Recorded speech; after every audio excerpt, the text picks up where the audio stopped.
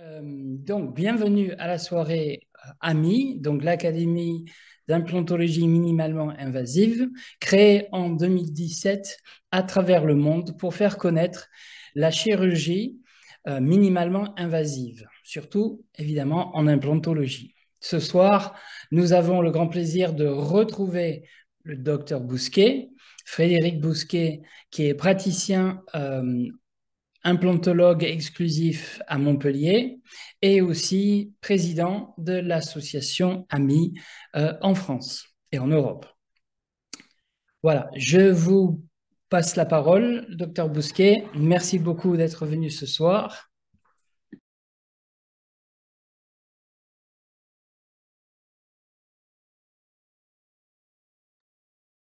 Merci Harold, bonsoir à tous. Et donc, cette présentation va nous permettre de passer en revue toutes les techniques minimalement invasives que l'on peut appliquer en implantologie actuellement et qui sont proposées par l'AMI. Et vous verrez à l'issue de ce webinaire que l'on peut parler maintenant de concepts à part entière. L'approche minimalement invasive permet actuellement de faire évoluer sa pratique de l'implantologie. Ces changements profitent avant tout à votre patient par une cicatrisation optimisée et des traitements simplifiés, mais aussi à vos praticiens par des gestes simplifiés et optimisés, surtout plus sécures. Ce n'est pas en une heure que l'on peut rentrer dans les détails de ces techniques, notamment les détails organisationnels. C'est pourquoi l'AMI vous propose des journées de formation pratique, formation complète en 2 jours. À côté de ces journées pratiques, également des journées en immersion dans un cabinet dentaire pratiquant. Alors, la diapositive, je ne sais pas pourquoi elle ne passe pas. Ah, voilà. Donc voilà, tous les praticiens qui pratiquent l'implantologie ont commencé à prendre ce virage dans leur exercice. Je m'explique. Si vous pratiquez l'implantologie, vous avez fait certainement des cas en flapless ou en réduisant les décollements et vous avez pu constater cliniquement une cicatrisation plus facile et plus sécure. Au-delà de ces constatations cliniques, le minimalement invasif, c'est un concept qui est appliqué à l'aide d'outils adaptés qui ont été mis au point par la société IDS qui travaille dans ce secteur depuis une dizaine d'années. Et ces outils vont vous permettre de prendre le virage du minimalement invasif. Quand je dis virage, en réalité, je devrais dire va vous permettre de supprimer quelques méandres et quelques dogmes que l'implantologie classique a empilés au fil des ans et au fil des décennies. Nous allons aborder ces concepts. Pour illustrer ce qui va suivre, voici un implant posé en technique flapless. Après 3 mois de cicatrisation, vue de droite, on voit une croissance de la gencive autour du capuchon de cicatrisation qu'on vient d'enlever. C'est un phénomène que l'on constate régulièrement avec ces techniques et que l'AMI a dénommé phénomène on-growth. C'est une croissance de la gencive qui se fait dans les 3 mois et qui peut se faire parce qu'on a constaté la qualité du tissu et du fait du protocole minimalement invasif. Ce constat clinique, il est étayé par des études, notamment une étude de 2009, comparaison entre lambeau et flapless. Après un lambeau, on a une diminution de la vascularisation, alors qu'en flapless, on a une vascularisation bien présente, on voit les vaisseaux et les défenses sont maintenues. On constate aussi un sulcus très profond après lambeau, alors que en flapless, ce n'est pas le cas. Quels sont les objectifs pour de ces protocoles minimalement invasifs? C'est donc en premier minimiser les traumatismes au tissu dur, minimiser les traumatismes au tissu mou, réduire le nombre d'interventions et utiliser au mieux l'os existant. Ça veut dire minimiser aussi l'utilisation des biomatériaux. Pour illustrer mon discours, voici une crête très fine à traiter. Classiquement, c'est une crête qui va nécessiter, vous voyez l'épaisseur de gencive, qui va nécessiter un comblement préalable avec une large incision pour pouvoir draper la gencive et permettre de fermer euh, l'incision pour une suture bord à bord. Et le matériau de comblement va être contenu par la membrane avec probablement des pins ancrage qui permettent de, de maintenir cette membrane car le lambeau est assez large et donc éviter tout mouvement. Première évolution du minimalement invasif, c'est de décoller, mais sans chercher à draper, c'est-à-dire un décollement uniquement pour faire un sac. Si vous faites uniquement ça, vous allez pouvoir loger votre greffon. Vous mettrez une petite membrane sur la partie supérieure, mais vous allez prendre un risque. Ce risque, c'est d'avoir une ouverture parce qu'on n'aura pas une suture bord à bord au niveau de la partie supérieure. Néanmoins, évolution favorable, c'est que votre greffon va être vascularisé par le périos directement. Il n'y aura pas de membrane d'interposition. De plus, le périos produit une petite ossification périostée qui va permettre au greffon de maturer plus facilement. Actuellement, qu'en est-il sur ce genre de crête? Eh bien, avec des outils adaptés, un implant adapté, on est capable maintenant de poser l'implant dans cette crête. La gencive, on la remarque pour vous montrer son volume. Eh bien, on va faire ce sac tel qu'on l'a fait sans implant et on va pouvoir installer un greffon ici. La grosse différence, c'est que de coupler la pose de l'implant avec le comblement va vous permettre une étanchéité parfaite autour du col de l'implant. Ça, c'est une évolution majeure et vous verrez au cours du discours que tout ça s'est regroupé dans un libellé qui s'appelle le Soft Tissue Housing Concept, on en reparlera. Mais vous voyez déjà une évolution majeure en matière de chirurgie minimalement invasive grâce à l'implant, vous allez comprendre. Les outils, donc un implant adapté, je vais vous le décrire. Un geste adapté, précis et sécurisé. Pourquoi? Parce que plus votre crête va devenir fine, vous en avez eu l'exemple que je vous ai montré là juste à l'instant, eh bien plus il va falloir jouer le degré. Et jouer le degré, selon la technique que vous employez, ce n'est pas possible. Notamment dans ce cas dont on a parlé. Et ensuite, vous allez avoir des outils annexes. Et ces outils annexes, on les passera en revue en fin d'exposé. Une étude pour vous montrer l'intérêt du flapless au niveau osseux chez le chien en 2007. La comparaison entre un lambeau et flapless au niveau osseux à J plus 3 mois, on a une perte de hauteur d'os précoce après lambeau, un taux d'osseointégration qui est de l'ordre de 59-60%. En flapless, on a moins de perte osseuse et un taux d'osseointégration de 70%. Vous voyez que c'est pas insignifiant et que ça a une importance de préserver les tissus. Autre constatation autour d'un implant, c'est l'espace biologique. Beaucoup d'auteurs ont décrit cet espace biologique et classiquement, on dit qu'il faut 3 mm au niveau du sillon du sulcus profond, même pour la hauteur de gencive, et 2 à 3 mm pour l'attache conjonctive, sur l'abutement avant d'être au niveau osseux. Donc, ça nous fait 5 à 6 mm d'espace biologique. Et cette attache conjonctive, elle est précieuse, vous le savez. Elle est précieuse et elle va être un petit peu chahutée quand on est en bon level par des dévissages pour faire les empreintes. Maintenant, on a des encodes, des choses comme ça qui permettent de pallier à ça. Mais on reste, vous allez le voir, quand même dans une logique un peu incohérente par rapport à cette adhérence du tissu conjonctif. Ne serait-ce quand vous allez défaire l'encode et mettre la prothèse avec la T-base, avec un collage au niveau du passage gingival, ce qui n'est pas euh, l'idéal, eh bien, au fil des dévissages et des revissages, vous allez avoir une adhérence du tissu conjonctif qui va être moindre. Et donc, formation d'un site plus, encore plus profond avec un conjonctif qui aura une adhérence un peu diminuée.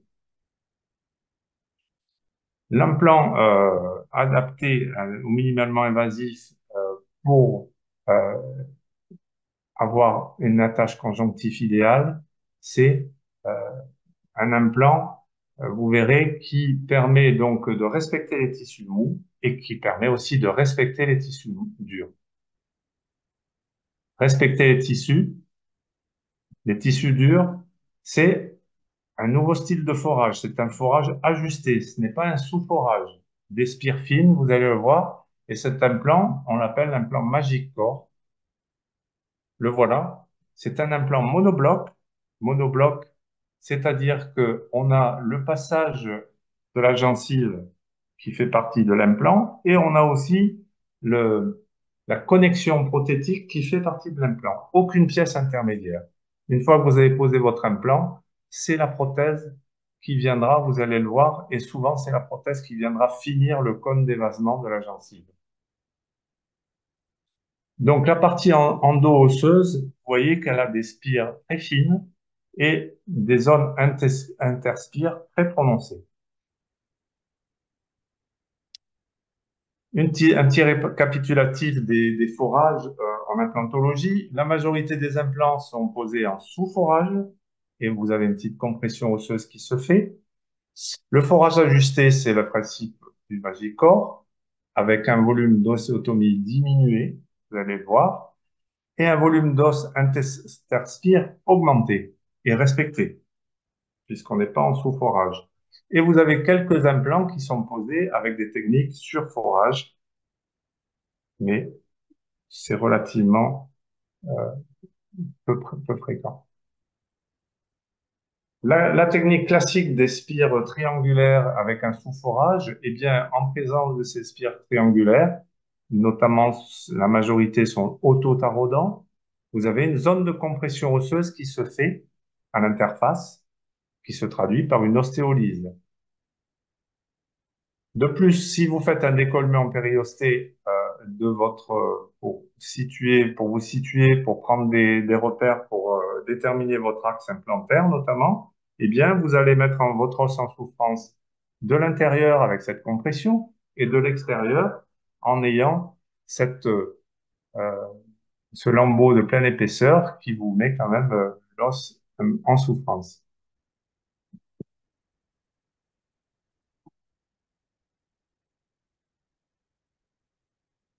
Comparons maintenant la technique classique des spires triangulaires et la technique des spires fines Magic Core. Eh bien, vous avez aucune compression osseuse après le travail de l'ostéotomie et du taraudage. Il y a un taraudage qui se fait juste après l'ostéotomie. Et vous voyez donc ici que vous avez des zones interspires très prononcées et respectées par le travail de l'os, avec les forêts et le tarot. On parle de chambre d'ossification dans ces cas-là. C'est-à-dire que le lendemain de la pose de l'implant, on a déjà un travail d'ostéogenèse qui se produit et qui se produit très bien parce qu'on a une zone importante d'os disponible pour travailler sur l'ostéogenèse. Donc ici, imaginez cet implant Magic Core placé dans la médulaire avec, vous pouvez ensuite, si vous avez un geste précis, c'est une technique qui va vous permettre d'ancrer les spires même dans la corticale par endroit. Vous voyez qu'ici, on va garder au fond de l'espace interspire de la médulaire qui va permettre quand même à cet os de vivre.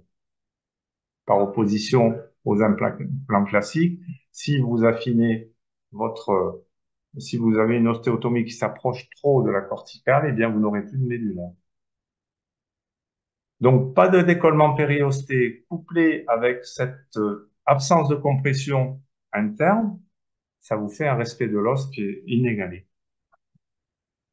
Et pour ce faire, pour réaliser cette ostéotomie, eh bien, la société IDS a mis au point ce forêt unique qui s'appelle le Magic Drill, qui est aussi une belle invention parce que il est très peu iatrogène pour l'os. Il est creux, donc ça veut dire que quand il va agir pour créer son ostéotomie, il va récupérer l'os à l'intérieur, ce qui est souhaitable dans certains cas, et puis il va éviter l'échauffement puisque l'os va pouvoir partir dans ce réservoir.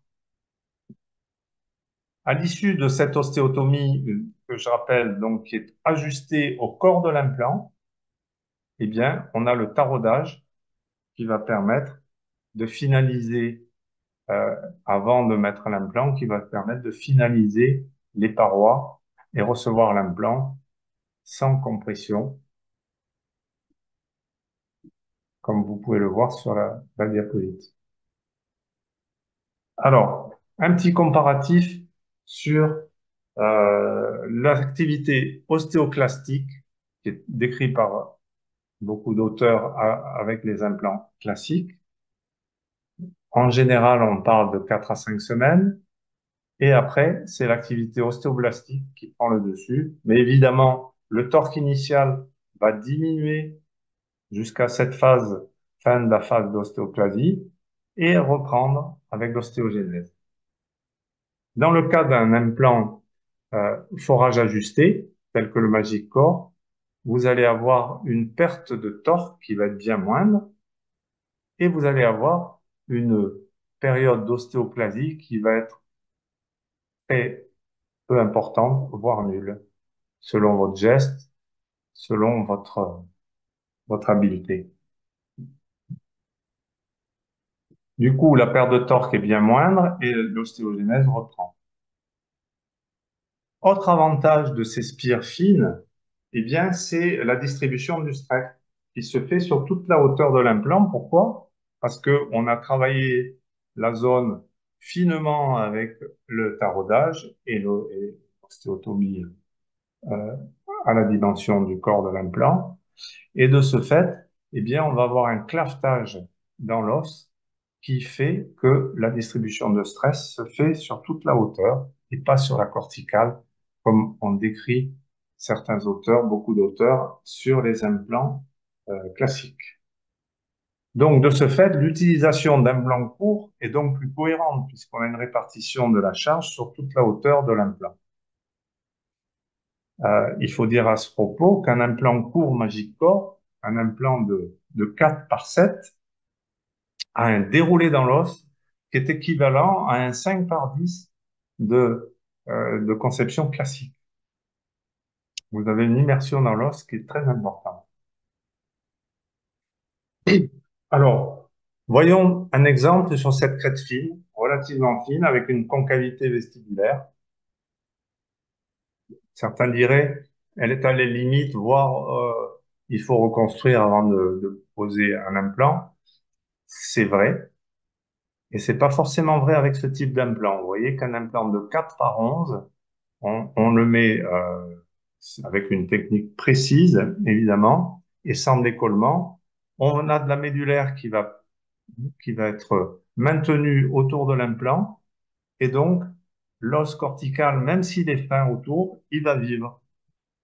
Si vous mettez un implant de 4 de conception classique, le même diamètre, vous voyez qu'il reste plus de médulaire.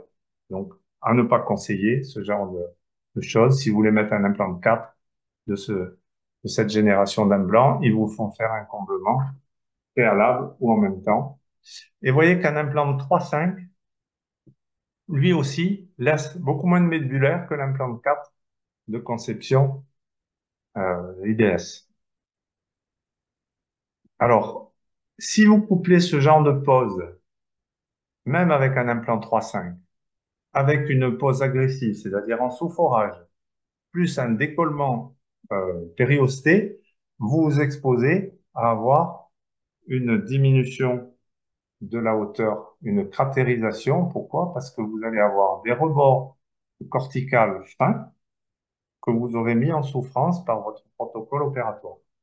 Donc, vous voyez la différence entre les deux concepts. Donc, le cas dont je vous parlais, On l'a traité avec un guide Accurator. Ce guide Accurator, je l'utilise pour tous mes cas, hein, c'est quelque chose que j'ai développé. Et il a servi à installer le PIN guide. Vous allez voir, parmi les protocoles de chirurgie guidée, la société IBS a conçu ce PIN guide qui va permettre de faire travailler le Magic Drill, c'est-à-dire ce forêt creux, concentriquement à ce PIN guide. C'est une évolution aussi importante et une technique de guidage qui est tout à fait respectable. Après, passons maintenant au passage gingival. Le passage gingival, c'est ce qu'on appelle le cuff, le magic cuff. Ça correspond à la zone de l'abutement. Par contre, comme c'est un implant monobloc, évidemment, c'est un peu différent de conception. Vous avez 4 solutions. Vous allez pouvoir faire un passage gingival de 1, 2, 3 ou 4 millimètres. Et si on regarde notre cas qu'on a posé, eh bien, on a choisi un cuff de 2 millimètres ici, et on aurait pu prendre un cuff voilà le cuff de 2 millimètres qui va permettre de respecter la corticale avant d'avoir l'évasement du cuff. Et vous voyez que dans ces cas-là, on va avoir un niveau de gencive qui est suffisant, qu'on peut planifier et on pourrait faire une operculisation si on veut. Bien sûr, on peut déplacer un peu de tissu, mais un cuff de 2 permettrait de faire une operculisation. Ici, je mets un cuff de 3 pour essayer et vous voyez que ma gencive, elle va passer sous le départ de la prothèse. Donc, dans ces cas-là, il faudra faire une petite incision et déplacer un peu de tissu pour obtenir un bon sertissage conjonctif et du sulcus. Alors voilà, 4 hauteurs variables, 1, 2, 3 et 4 millimètres. Évidemment, selon la crête que vous avez, comme chose que je vous montrais sur la diapo d'avant, vous allez pouvoir choisir le cuff, notamment avec des logiciels adaptés qui vous permettent de bien voir l'interférence du cuff avec votre corticale. L'interférence avec le cuff avec votre corticale, regardez dans ce cas, ici en médial, on a une corticale qui est en oblique, et donc ça, on va pouvoir le planifier aussi au niveau des logiciels et le transférer en chirurgie. Et vous voyez, donc ici, c'est un cuff de 4 probablement. Ici, ça doit être 3. Là, ici, on est à 4. Là, c'est 2. 2 et probablement 2. Voilà. Alors, flapless ou mini-incision, parlons-en. En 2012, c'est un cas que j'ai fait, je faisais déjà donc, ce genre de protocole. Vous voyez qu'il y avait encore des implants avec hexagone externe. Et donc, c'est un cas où on a déplacé un peu de tissu kératinisé sur cette molaire implantée. Et ici, on a choisi de faire une operculisation. Et vous voyez qu'on a perdu du tissu au niveau antérieur, alors que là, la boutonnière qu'on a fait au fond, elle va permettre de déplacer un peu de tissu kératinisé et avoir une meilleure hygiène autour de cet implant.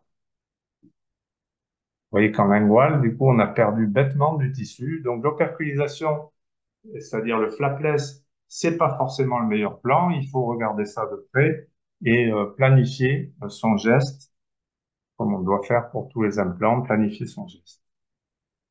Comment décider? Donc, planifier. Reprenons notre cas du cuff à 2 millimètres avec cette crête un peu fine et cette concavité. On arrive à voir le niveau de la gencive. On avait dit donc que le cuff à 2 nous permettait d'avoir une répartition du tissu suffisante en vestibulaire pour pouvoir avoir un rebord prothétique qui sera compatible avec une bonne hygiène. Le cuff à 3, vous voyez qu'ici, il faut déplacer un peu de tissu, comme on a vu tout à l'heure. C'est ce qu'on a fait.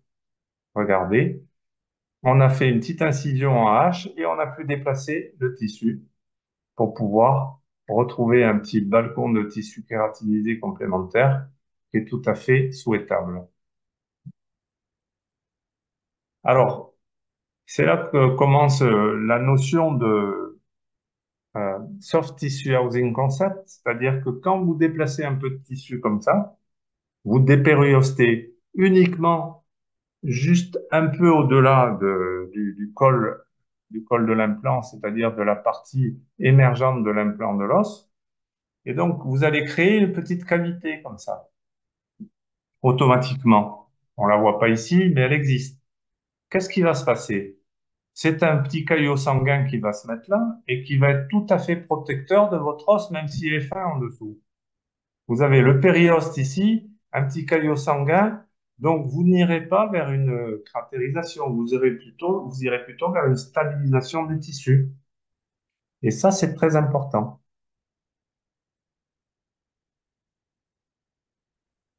Et alors, si je rebondis sur cette idée, et c'est ce que je constate depuis 4 ans maintenant, qu'on n'utilise que des implants Magicor pour tous nos patients, eh bien, on a un recul de 4 ans.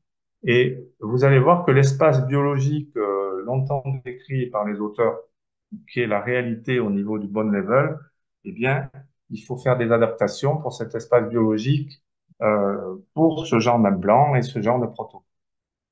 Quel est l'espace biologique nécessaire? Eh bien,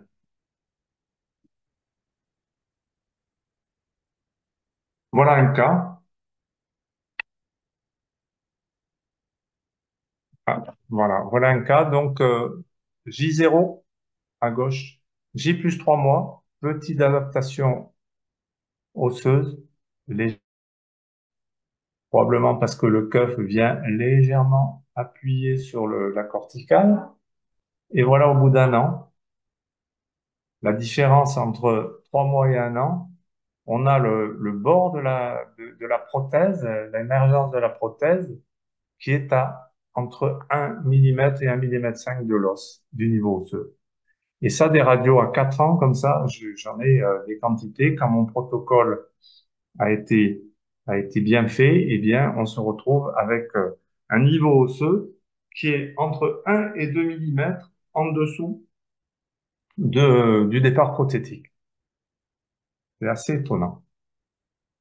Alors, donc, les publications qui s'appliquaient sur tout ce qui est bone level, beaucoup d'auteurs ont parlé donc de l'espace biologique augmenté sur les implants, de normal entre 4, 5, voire 6 mm pour les implants. On a une cratérisation qui se fait au détriment de l'os. Donc, si on n'a pas cette hauteur, certains auteurs l'ont dit, l'ont écrit, eh bien ça devient quelque chose qui est certainement vrai pour le bone level avec les protocoles habituels, c'est-à-dire décollement, c'est-à-dire sous-forage, et avec l'implant Magicor, ça n'est plus vrai. Vous voyez le comparatif, 5 à 6 mm d'un côté, alors que ici, on va avoir une attache conjonctive très longue et un sulcus très, très peu profond. Et donc, ce sulcus très peu profond, comme il va être en aucun cas, on va y toucher, même au moment de l'empreinte, parce que le, le transfert d'empreinte n'arrive que au-dessus de la partie supérieure de l'implant.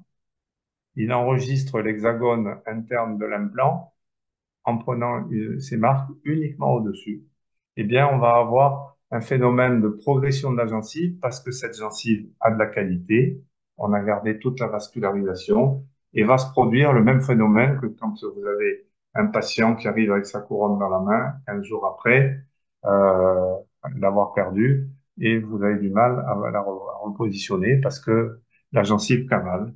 Eh bien là, c'est un peu ça, la gencive va cavaler.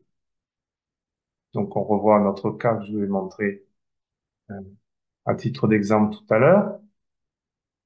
Et donc, au moment de l'empreinte, ce cas, eh bien, ce que je vous disais, c'est-à-dire que le transfert ne va pas concerner la partie du passage avec la gencive. Parodontalement, c'est vraiment un plus. Et donc, c'est la prothèse qui, elle, va parfaire votre cône d'émergence. Si vous faites une prothèse biocompatible zircone, par exemple, céramisée, vous avez toutes les chances d'avoir encore plus de phénomènes on-growth autour de ce genre de prothèse. Alors, la troisième partie, c'est la partie attache de la prothèse. Donc, le Magic Post, c'est encore une nouveauté. Pourquoi? Parce que c'est une connexion hybride, c'est-à-dire que vous allez pouvoir faire du scellé ici, autant que du vissé, avec la même empreinte au labo de prothèse. Si vous avez décidé de faire du vissé et que finalement le prothésiste vous rappelle en vous disant que ça passe pas ou que vous y aurez un problème, eh bien, vous n'avez rien à faire si ce n'est de lui dire de commander la pièce pour faire un scellement. Alors, scellement, c'est un core crown, c'est-à-dire vous allez pouvoir faire un scellement intérieur-extérieur en neutralisant bien sûr le pas de vis pour pouvoir s'en servir plus tard et vous allez faire un scellement de cette couronne sur la partie post, la partie émergente. Voilà. Donc, on parle de connexion hybride. Vous voyez que l'hexagone est interne, hexagone antirotationnel. Évidemment, si vous êtes plural, vous avez des pièces qui neutralisent l'hexagone, que vous retrouvez dans une situation type multi. Et cette connexion interne et externe est très fiable, que ce soit en prothèse vissée ou en prothèse scellée. Alors, vous voyez que la vis de prothèse est de très grande dimension. Pourquoi? Parce que, évidemment, avec ces implants monoblocs, on n'a pas de problème de petites vis de prothèse qui viennent dans la vis de l'abutement et qui, finalement, rend les choses un peu vulnérables. Voilà. Alors, une diapositive pour vous montrer que même avec un implant monobloc, on peut faire des angulations et rattraper des angulations, mais j'aime pas trop cette diapositive qui n'est pas la mienne, hein, parce que si on a un geste bien précis, ben, on est capable de poser un implant dans des conditions un peu plus compatibles avec le couloir prothétique, et on n'a pas besoin d'avoir recours à ce genre de choses. Mais en sait-on jamais, si on était coincé par un problème de chirurgie, de geste chirurgical, si on se retrouvait coincé à cause de ça, on peut toujours faire appel à des corrections de l'ordre de 40 degrés, 35 à 40 degrés.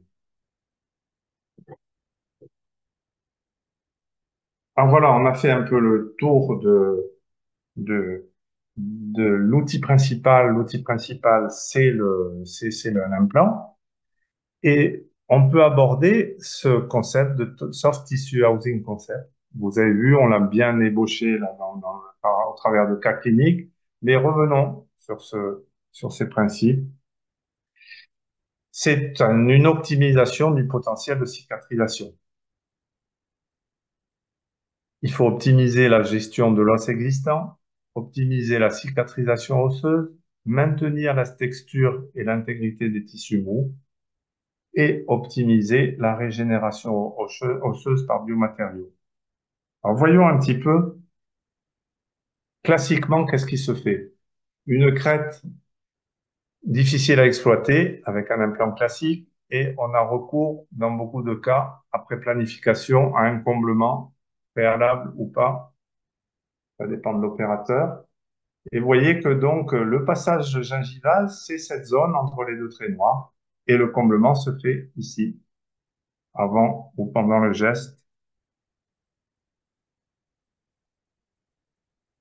Autre solution, c'est de rendre cette crête plus large. Tout le monde l'a fait, ce genre d'acte, c'est de prendre une fraise de roue ou équivalente et de faire table rase de cette crête pour arriver à placer un implant totalement immergé dans l'os, diamètre 4 là, ou diamètre 5 ici, par exemple, et évidemment en soustrayant un peu plus d'os. Et donc le passage gingival se retrouve augmenté. Voilà. La solution amie, grâce à l'implant Magicor, c'est de ne pas tenir compte de cette crête un peu plus fine et de venir placer son implant jusqu'à ce que les spires soient dans une zone osseuse, immergées totalement dans une zone osseuse. Et donc, on a une hauteur du cuff plus une hauteur de la gencive qui va permettre de contrer ces problèmes de crête atypiques. Donc, on a un passage gingival implantaire qui donc sera, qui sera l'addition de l'épaisseur de gencive plus l'addition de la hauteur de la partie étroite de la tête, crête. Et donc, le petit rectangle d'os que l'on a, il va bien vivre, ou s'il ne vit pas, eh bien, il sera sur le cuff. Et donc, automatiquement, s'il se lise, mais comme on aura fait un protocole minimalement invasif, il risque de ne pas se liser. Eh bien, on a toutes les conditions pour pouvoir avoir une bonne longévité de ce genre de protocole.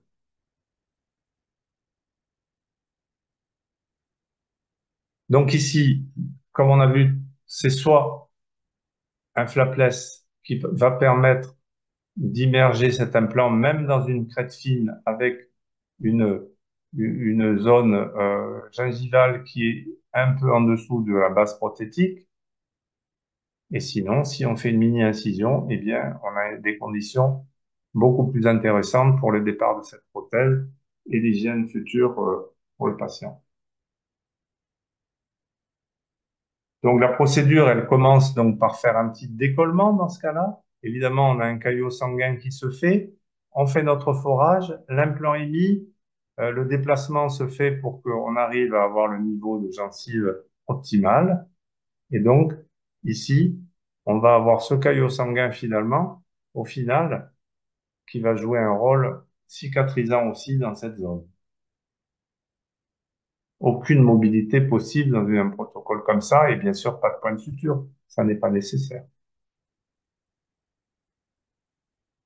Donc voilà les premiers, le premier step du tissue housing concept, c'est-à-dire qu'à partir du moment où on fait une languette de gencive, on crée un petit caillot dessous qui est favorable aussi pour la cicatrisation de l'os. Voilà une cicatrisation à 3 mois. Autre cas, c'est pas une incision en H, c'est une incision en U ici, mais moi j'ai plutôt tendance à faire une incision en H pour déplacer vraiment le résultat est bon aussi.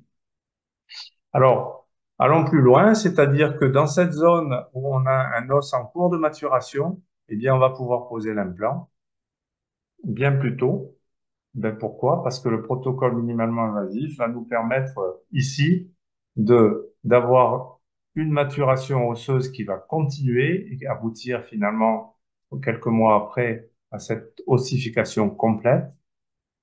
Étant donné que grand 1, l'agression de l'os ne se fait pas avec cette méthode de pose, de forage ajusté et de taraudage. Ensuite, on a des petits caillots de sang qui vont venir infiltrer ce, cet os en cours de maturation et ça va booster l'ossification finale. Et si on va plus loin, évidemment, une crête fine, comme on a vu au début, on va pouvoir faire un sac qui va nous permettre de faire un comblement sur la partie externe. C'est ce qu'on appelle la technique de la poche externe. Oui, même protocole, mais on va approfondir la poche pour pouvoir loger le comblement. Évidemment, le comblement, il sera directement sur le, sous le périos, ce qui va donner une vascularisation complémentaire par opposition à une membrane qui soustrait cette vascularisation et qui soustrait ces possibilités d'ostéogenèse périostite. Donc, on voit que cette enveloppe tissulaire autour du cuff, à partir du moment où on a une concavité ici, on va pouvoir jouer et retrouver une distance équivalente avec une gencive convexe. Et bien sûr, il faut venir apposer cette gencive sur le poste et le haut du cuff. Donc, retrouvons notre cas. Voilà un cuff de 4 mm qui a été mis. de telle manière à ce qu'on ait les spires dans l'os. Automatiquement, on arrive avec 2 points de suture à venir stabiliser notre greffon par la création de cette poche, sans incision de décharge, bien sûr. Et on retrouve donc quelques mois après sur une radio 3D dont les rayons vont directement dans le métal. Donc évidemment, l'os est un peu sous-alimenté en rayons, mais on voit nettement notre greffon. Imaginons qu'on ait fait ça avec un implant classique. Regardez, un implant de 4 classique par rapport à notre implant de 4 Magic Core. On a la moitié des spires de l'implant qui sont en dehors de l'os. Alors que regardez notre planification avec un cuff de 4, eh bien, on va se retrouver avec déjà toutes les spires dans l'os, mais on va venir conforter avec un petit greffon biomatériaux. Donc voilà, ici, la 3 vues de cette pose d'implant. Vous voyez qu'ici, on avait une gencive concave avec une incision qui se fait sur le haut de la crête délicatement pour répartir le tissu kératinisé. Vous voyez qu'on en retrouve ici autant qu'à l'intérieur. Et donc, on va évidemment prendre des pentes osseuses sous guide de telle manière à ce on n'ait aucun risque de déraper. Et il faut un concept de guidage qui soit précis au degré près. Vous le verrez tout à l'heure. Voilà, donc on va créer cette poche.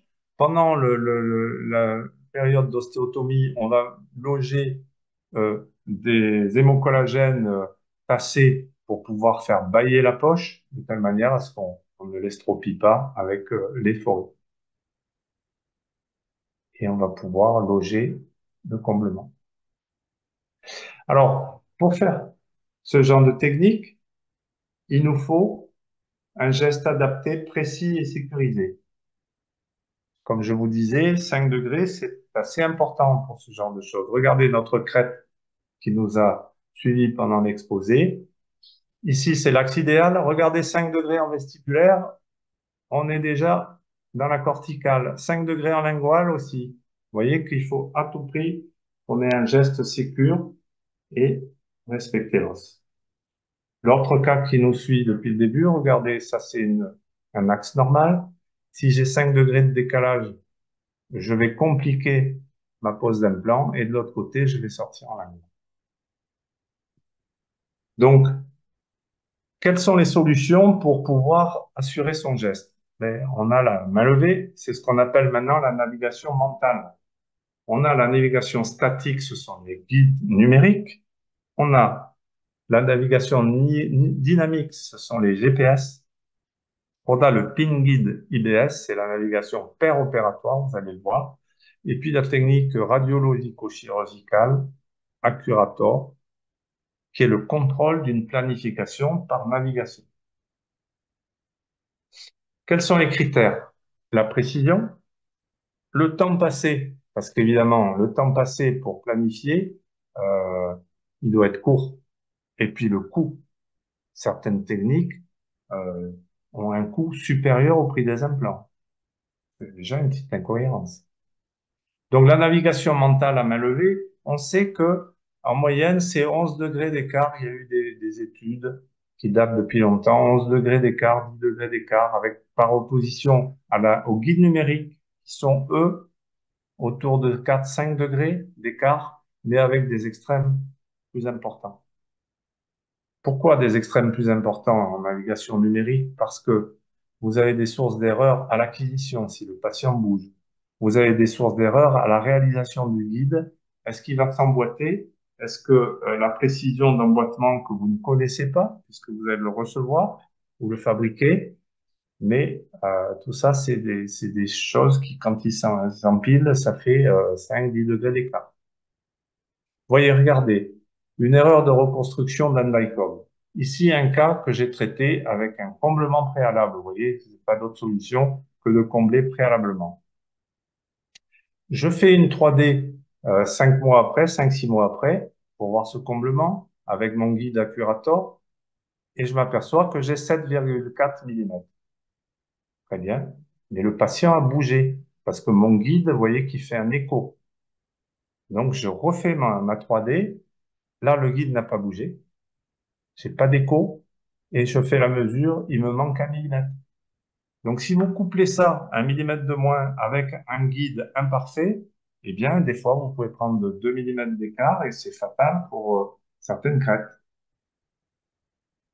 Donc, il y a des études hein, depuis 2009, maintenant il y en a eu en 2019-2020, qui montrent bien que les guides numériques en impression 3D, stéréolithographie ou usinée, il y a une erreur moyenne au col qui est supérieure au millimètre. Les systèmes dynamiques sont plus précis. Les auteurs rapportent 4 degrés d'écart et un peu moins de millimètres au point d'entrée, par opposition au système statique 2020, où une marge de sécurité de 2 mm doit être appliquée. Donc, les systèmes dynamiques semblent plus précis. Le pin guide de chez IBS, donc, on va installer un petit pin dans l'os en ayant fait des sondages autour pour décider où est-ce qu'il va être installé. Et on va pouvoir faire une tomo opératoire pin guide en place si on a une crête qui n'est pas lisible. Si elle est lisible, on peut faire le forage directement. Voilà. Ça, c'est une technique qui est intéressante parce que regardez, un contrôle va vous permettre de voir où vous allez pouvoir effracter ce sinus, va vous permettre de aussi avoir une idée bien précise dans les crêtes fines. Et ça, nous l'avons un peu étudié dans les années 2007. À l'époque, on avait fait une publication dans une revue internationale qui montrait que après le positionnement d'un pin comme ça, et après une radio de contrôle opératoire, on avait une différence, une déviation moyenne de 3, 2, 4 degrés en moyenne. Vous voyez, c'était des pins un peu plus gros. À l'époque, c'était le début de la 3D. Et donc, c'est une technique qui est tout à fait, qui est plus fiable que les guides numériques. Après, vous avez le guide Accurator. Donc, c'est un guide radiologique qui est porté après une planification sur modèle. Et du coup, vous allez éliminer toutes les sources d'erreurs des guides numériques. Vous voyez le logiciel Accurator qui va vous permettre et qu'on a dévié de 5 degrés pour trouver bien de la médulaire, enfouir l'implant de manière. Alors qu'au départ, on avait fait une planification sur le modèle qui ne laissait pas assez d'os médulaire. Donc, c'est vraiment une planification qui va vous permettre de jouer la précision, ce qui est souhaitable dans certains cas. Alors, un petit comparatif entre ces différentes solutions. La navigation mentale, la main levée, on a mis au point de vue précision du rouge, parce qu'évidemment, on est au-dessus de 10 degrés. Par contre, c'est pas cher et ça prend pas de temps. C'est bien pour ça qu'il y a 80% des implants qui sont posés comme ça pour l'instant. Hein. Après, vous avez les guides statiques. Au point de vue coût, souvent, c'est plus cher que l'implant. La précision, c'est jaune parce que on a une imprécision de l'ordre à 5 degrés en moyenne. Et donc, payer cher pour avoir 5 degrés de moyenne et passer du temps, est-ce que c'est suffisant? Je ne le crois pas. Mais chacun voit comme il entend. Et avec un point rouge, parce qu'en appui muqueux, ça devient très, très hasardeux. On se retrouve avec des écarts énormes. La navigation dynamique. Ben déjà, la machine est assez chère. Il y a tout un protocole à chaque cas pour venir mettre en place des capteurs sur les dents ou dans l'os, quand c'est en appui muqueux. La précision est bonne et le temps passé est relativement bon, mais on y passe un peu de temps aussi, bien sûr. Le pin guide IBS est en vert parce que il coûte rien, c'est dans la trousse IBS. La précision, elle est au moins aussi équivalente que le GPS. Le temps passé, très peu de temps. C'est vrai qu'on bouscule un peu son protocole quand on sort de la salle et qu'on va faire une tomo 3D, mais c'est pas à tous les coups qu'on fait ça. C'est uniquement quand la crête n'est pas lisible. La technique Accurator, précision bonne. Le coût, le guide, il est de l'ordre de 10 euros, donc c'est quelque chose qui est 10-15 euros. Si vous avez plusieurs implants, ça tombe en dessous de 10 euros par implant. Le temps passé, il est tout à fait correct. Il faut entre 3 et 5 minutes pour faire un guide et pouvoir faire la 3D et finir sa planification avec le patient. Donc, c'est, c'est tout à fait correct. Voilà. Donc, on a fait le tour des systèmes qui vont vous permettre de préciser votre geste et d'appliquer des protocoles minimalement invasifs. Vous voyez qu'il y a le choix. Il y a le choix. Moi, dans ma technique, j'utilise le système Accurator et je le couple souvent avec le pin guide Magicor, puisque je pose plus que des implants Magicor. Et donc, à partir du moment où on est droit, on n'a plus besoin d'avoir la solution du pilier angulé. On n'a plus besoin de travailler son cône d'évasement parce que on n'a pas de rétraction des tissus. Vous voyez, on a plutôt on a plutôt tendance à avoir une progression des tissus, le fameux phénomène on growth, mais en aucun cas la rétraction, en aucun cas être obligé de retravailler le cône d'évasement. On a suffisamment de gencives que dès qu'on est en antérieur, eh bien, on va avoir la prothèse qui va faire le cône d'évasement. Alors, les outils nouveaux de simplification, on va passer juste 3 minutes pour vous les montrer parce que c'est l'objet justement de ces formations. Le premier, c'est le sinus lifter, qui paraît être un ostéotome. En réalité, c'est pas un ostéotome. C'est un instrument séquent qui est couplé avec le Magic Drill. Donc, ce qui veut dire que vous avez une lame de coupe ronde qui est exactement calibrée au forêt que vous allez passer au préalable. Et cette lame de coupe ronde va vous permettre d'emporter un petit bout de cortical et des coupes d'un bloc osseux de forme circulaire. Vous voyez que là, on fait un forage initial avec le Magic Drill. Et donc, on va taper en frappe douce.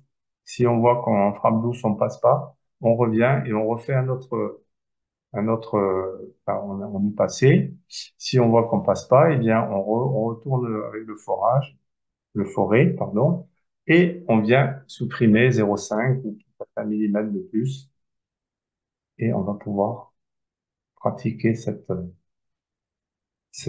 déplacement de petites rondelles de corticales et placer le biomatériau. Avec cette technique, je vous avoue que le, le volet externe est devenu marginal dans mon exercice. Dès qu'on a 2 millimètres d'os avec les implants à spire fine, eh bien, on arrive à prendre du torque et à faire des comblements par voie de forage assez intéressants. Ici, un cas. Évidemment, quand on le planifie aussi, c'est très bien parce qu'on a une émergence. Vous voyez qu'ici, on a corrigé de 10 degrés pour avoir une émergence dans le sinus qui soit à peu près perpendiculaire au bas-fond sinusien. Ça facilite nettement la- l'entrée dans le sinus. Donc voilà l'incision qui a été faite uniquement pour déplacer un peu de tissu. Et vous voyez qu'ici, on a fait un contrôle péropératoire parce que quand j'ai uniquement une spire ou deux que je vais pouvoir ancrer en vestibulaire dans l'os, eh bien, je préfère faire un contrôle de mon comblement parce que le comblement, quand il est bien tassé et bien compact, eh bien, il va participer aussi les premiers jours à la tenue de l'implant. Et ça, c'est intéressant de voir son comblement avant de mettre l'implant. Autre technique, c'est les 2 dernières diapos.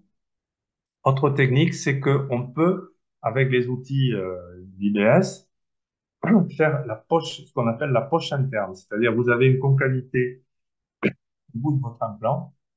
Vous allez pouvoir, si vous avez un système de guidage précis, venir en sous-périosté, vous arrêtez votre forage et vous prenez des outils et vous allez décoller le périoste en aveugle comme ça, et vous allez pouvoir loger du biomatériau dans la concavité. Deuxième possibilité, c'est donc le travail avec le Magic Drifter. Troisième possibilité, ici, on a réalisé une expansion osseuse avec des outils qui ont été conçus par IBS, qui vont vous permettre de faire un éclatement de la corticale, mais un éclatement en étoile, ce qui va euh, permettre aux contraintes de bien s'exprimer et éviter d'avoir une résorption à l'issue de ce déplacement de tissu. Donc, il y a les outils adaptés, tout ça, c'est enseigné le jour des formations.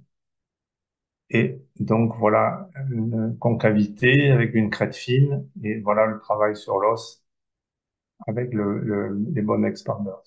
Voilà. Donc, on a fini cet exposé en une heure, en moins d'une heure. Hein, on est allé assez rapidement, mais si vous avez des questions, on est à votre disposition avec Monsieur King, Harold.